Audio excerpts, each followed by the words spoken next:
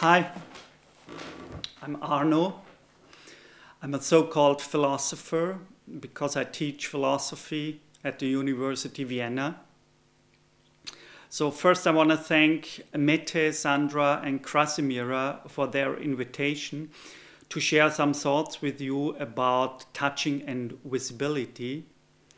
I have to apologize myself first because I will not be able to share these thoughts with you personally when the Art Lab takes place here in Vienna, because I'm at the conference at the same time in Berlin on performing philosophy, so I cannot be with you corporally.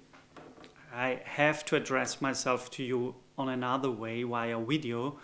And this is a very other way to refer to you, to address myself to you and my thoughts, so that we have to think also about the medium in which touching another person, in which sharing thoughts take place. But before I come to this question of the media, I, as a philosopher, of course, would like to address the question from another perspective first, the perspective of the relation of thinking and touching. You know, we have a very long tradition in the history of philosophy where a lot of famous great philosophers tried to solve this problem and addressed already the question of what this means to think touching. Is it possible to think touching?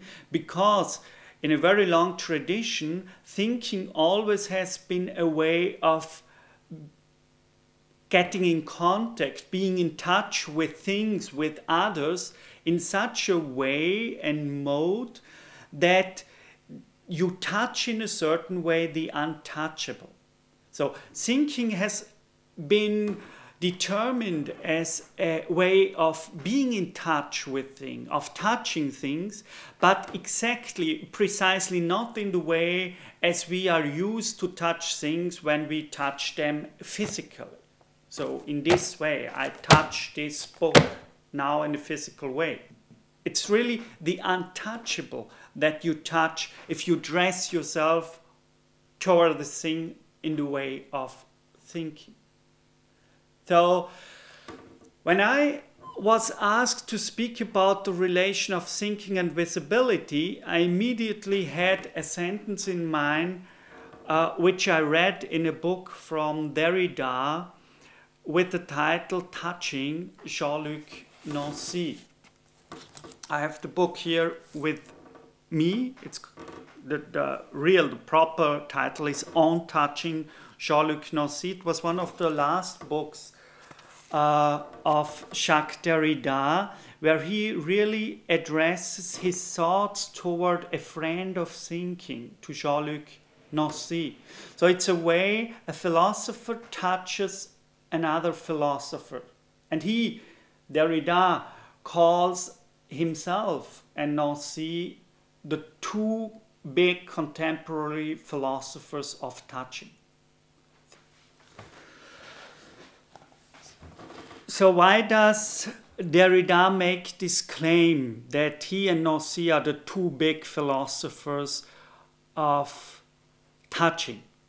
Because the secret law of touching is that whenever you are getting in touch with something, there is also a way of dispense, a withdrawal, a way that you are not only joining and coming together with the thing you touch, but in this very moment when you touch them, there is also a movement of that you step back, a movement of a withdrawal, a movement of that touching another thing is only a respectful one.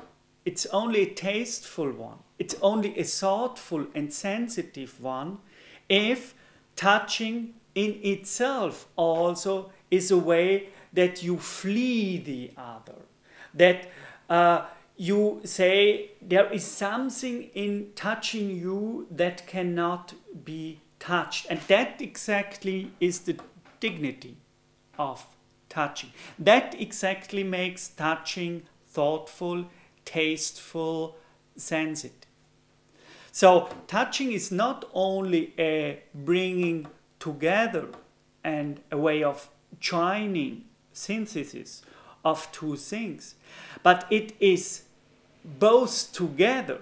It is a getting in contact with another thing, but in a tactful way. And that tactful way is exactly the thing that cannot be touched in touching. And since thinking always has been understood as a way of getting and being in touch with things in such a way that you touch the untouchable in things, you can say in a certain way that the sense of thinking is exactly a sense for that level or aspect in touching that cannot be touched whenever a touch takes place. Krasimir has a nice title of a book where she says, it takes place when it doesn't. But you always have to think this moment of touching in this double aspect. So if you touch a thing in a touchful, sensitive way, in a thoughtful way, it always implies that you do not touch it. That you make this movement of making a step backwards. This is a notion, a very important notion of Heidegger, where he said our time is always trying to make a step forward. You know, we want to be higher and better, and there is a kind of movement that always runs forward in a kind of in this kind of movement. It always has to be bigger, faster, better. But being in touch with things in a thoughtful way means that we do not follow them in that way that we only come together and join, but it is a movement where we try to be in touch in a thoughtful way. That means in a respectful way, where we, when we meet and join, are always already making this step backwards. Derrida calls this the law of tact in any contact. To come in contact with things means that you need a second aspect, which has exactly the opposite direction of when you come together, you always have to realize that counter movement which brings you, separates you, and only if these two moments come together, a thoughtful way of being together and being in contact can take place. So, if I come back now to this book of Jacques Derrida on touching Jean-Luc Nancy, and when I heard that I should speak about the relation of touching and visibility, this sentence, which I will read now, immediately came into my mind. I read now. It's at the very beginning of the book, already on page 2. Yeah? Here it is. Quote, "When our eyes touch, is it day or is it night?"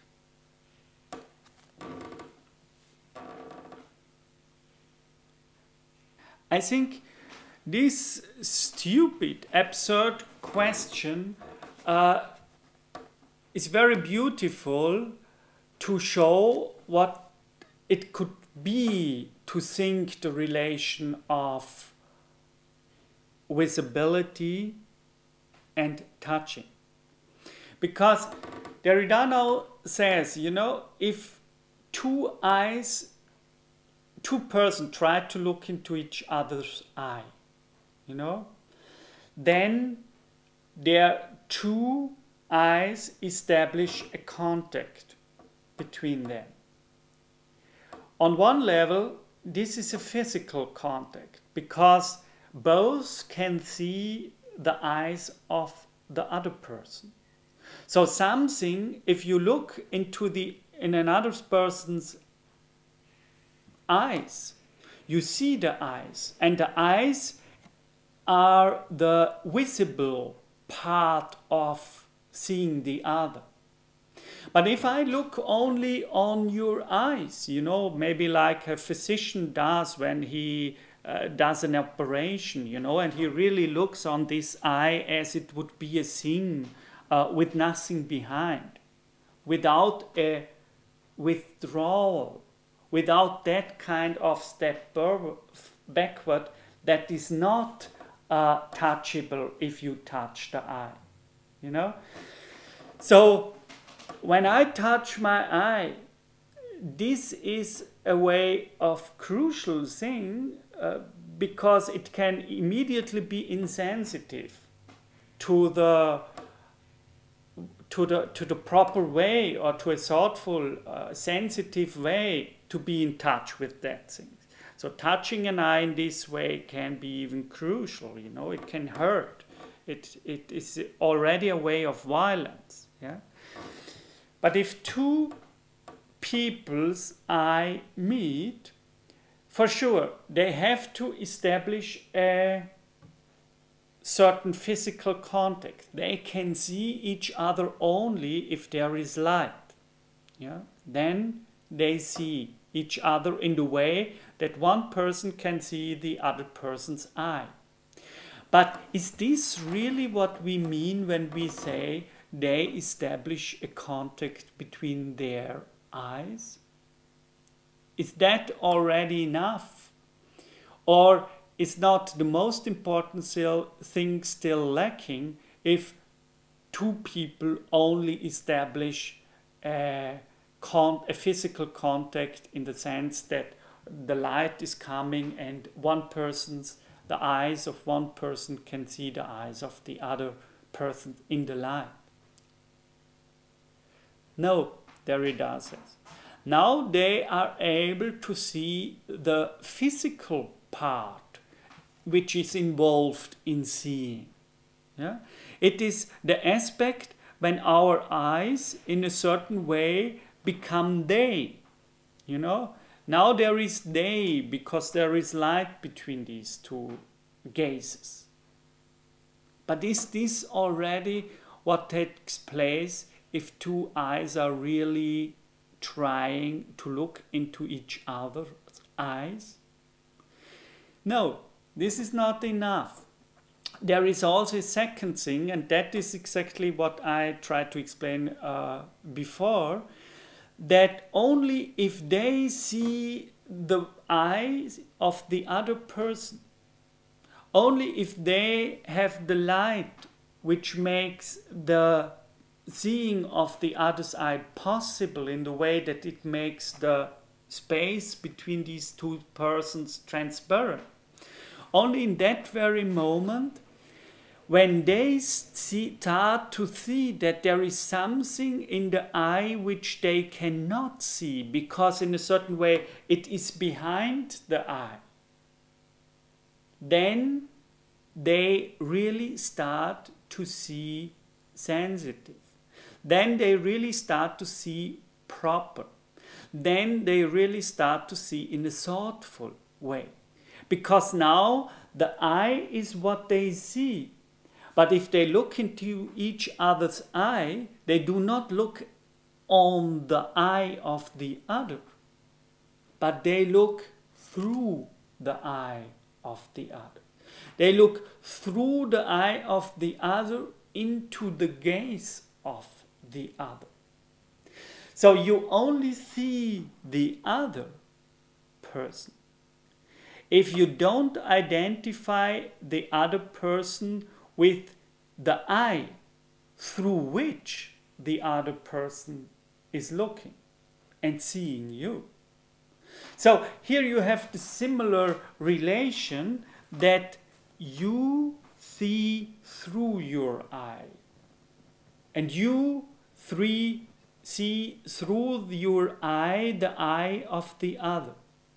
But if you want to see the gaze of the other person, you have to learn that you see behind that eye, that you see in a way into the depth of the eye which is in front of you. So only if you develop that way of seeing what cannot be seen, because it is exactly the spatial relation that you see in the withdrawal of the other, that you see in the way that something is making this step backwards and is not giving itself away. If you follow that way, that you look into the depth, then you start to see the gaze. Only if you start to follow the night of the withdrawal, only if you start to follow that which you cannot see, but is always the moment which sees, then you see. And this is exactly what Derrida means. When our eyes touches, is it day or is it night? It is both. It is day in that sense that you can only see the gaze of the other if you see into each other's eyes. But if you watch only what you can see, the eyes, you will never see the gaze of the other.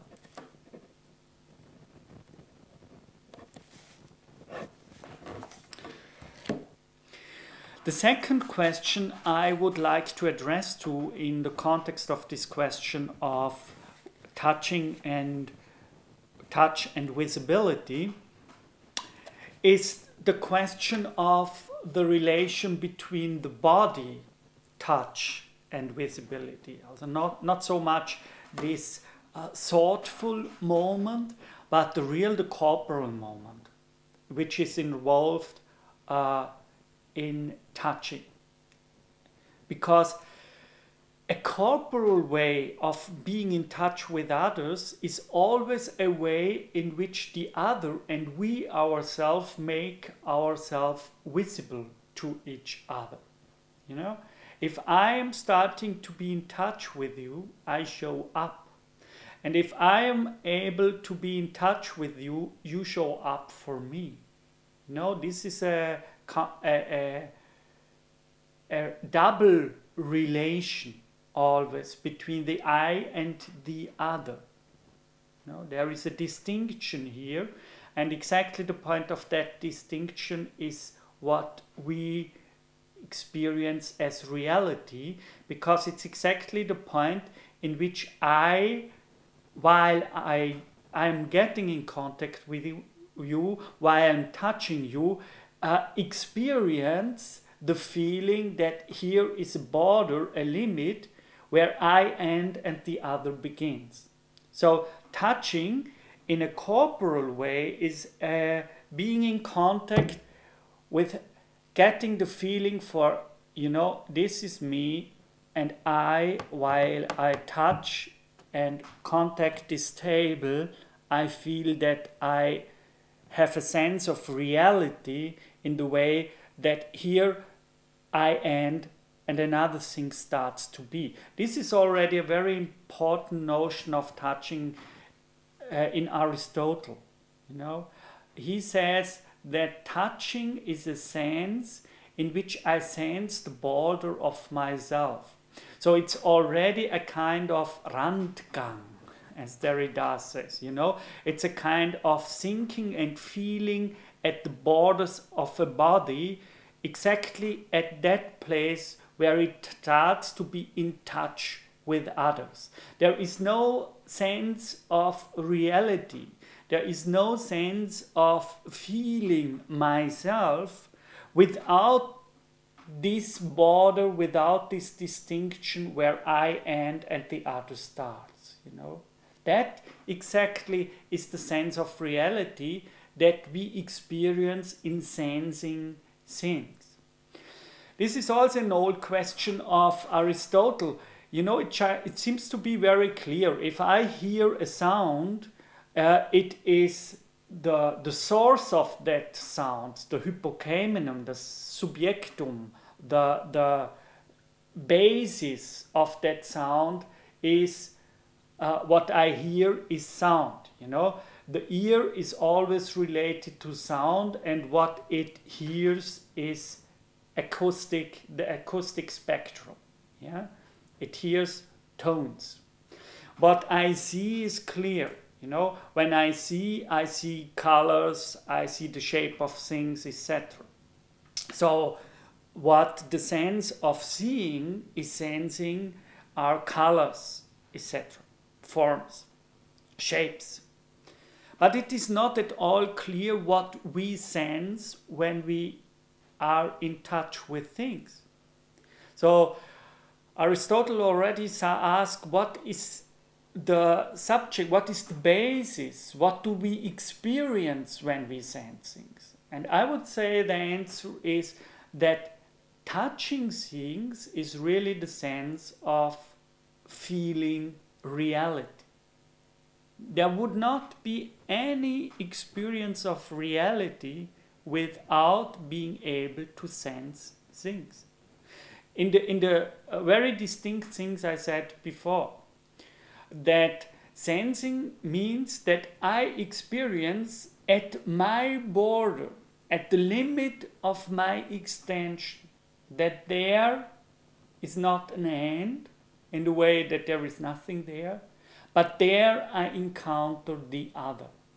So the sense of reality is exactly the sense for experience the borders of a sensitive experience of the borders of our bodies. And the borders of our bodies are exactly by definition.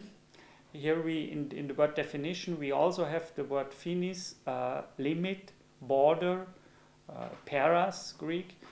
So exactly only when I extend the awareness of myself up to the limit of the borders of my own being, of my own I-ness sense, where I feel this is me. Exactly at their borders, I touch the other because I encounter others. And this touch of others gives me the feeling of where I am, who I am, where are the borders of my body. You know? So when we feel, it is not that the borders of our body is our skin, but on the contrary, our skin itself is a very sensitive sensor of the environment which it senses.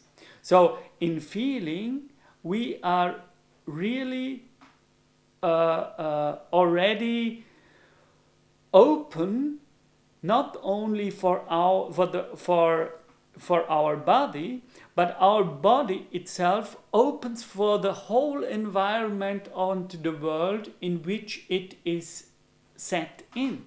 The German word Befindlichkeit is very beautiful because it says, you know, I find myself in the very moment where I sense myself as being in the middle of a world. So the notion of feeling, of sensing myself is never, as bourgeois philosophy made it, something where I feel my inner self. So feeling is nothing inside of myself, but feeling is exactly how the Greek said, it is ecstasy. You know, it is a gnosis. I will come to that point later. Gnosis says this and repeats this many, many times, like Heidegger, that being in touch with things means that I'm exactly leaving my body. Because sensing means always I myself sense the environment or the whole world in which I'm set. So it is an experience of expanding the borders of my body at the end up to the whole world. You know, this is also why in many old philosophy, even in Greek philosophy and very much in Indian philosophy, you find the notion of the Weltseele, of a world soul. So you can say that sensing means already sensing the world, and in such a way that the world comes close to me, you know, that I start to sense myself as being in a world which surrounds me. Yeah? So touching is really a exposition, as Jean-Luc Nancy would say, an ecstasy, as Heidegger would say in Greek terms. It is really a body in which the body starts to escape the envelope of his skin. You know, if we become sensitive, the skin becomes a porous limit, a porous way or opening toward the world that surrounds us. You know? So this is the, I would say, the ecstatic moment. So there are some crucial points here.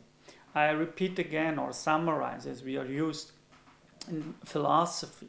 You know, the body, in starting to sense and therefore being a lived body, you know, being a vivant corp,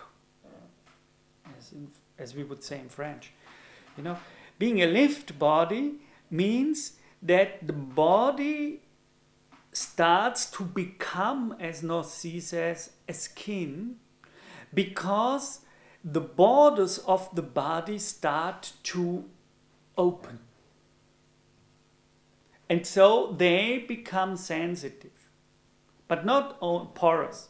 Sensitive, but not only in the sense that now a lived body, a body that has broken up and has started to sense the whole environment in which it is already set in as a body, does not only sense the position of that body, but expands that position in a certain way. It ascribes that position toward the whole world as the whole environment in which it is set in. So it becomes this is also a notion, I think a very beautiful notion of Nancy, and it goes back to very old traditions, that in starting to sense, a body becomes worldwide. It becomes a local place of a microcosmos, of a macrocosmos, you know. And this very moment opens the awareness of that body that has expanded and broken up toward the world and environment in which it is set in, Befindlichkeit, as Heidegger would say. In that very moment, when it becomes worldwide, it starts to create a very complex sense of reality. In one sense, now a lived body, and in Aristotle already, the soul and life has been defined as being able to touch. You know, touch is the very definition of a lived body. Once you can be in touch with the environment you are posed in, you gain the feature of being a lived body. You are not a lived body before you are able to be in touch with your environment. But it's very important that in this very moment where the sense of touch occurs in a body, the body is open to sense reality on two sides, on both sides. On one side, it can feel to be in a world itself, you know. When I have a sense of touch, I suddenly start to feel that I am. It's really the birth of the I-ness, of subject. Yeah? Because once you feel, you are born as a lived body, that means as a subject. You have a certain, very maybe primitive form of subjectivity, because you can feel yourself. And in that way, touching is always already that you feel yourself, in the way that yourself is born in the very moment you feel. Yeah? This is why we say sichtbare. You touch yourself. But exactly that is only one side of touching. Because for sure, once you feel something, you have to be there where the feeling occurs and where the feeling. There is no sense of feeling if there is no body, no subject at all, which does feel the feeling. A feeling that is not felt. In that way, that sense and unconscious feeling is simply not possible. But what has happened in bourgeois philosophy is that this aspect has become the only aspect of what does it mean to feel and to be in touch with oneself. Because the other aspect, I already mentioned it when I spoke on the notion of feeling in Aristotle.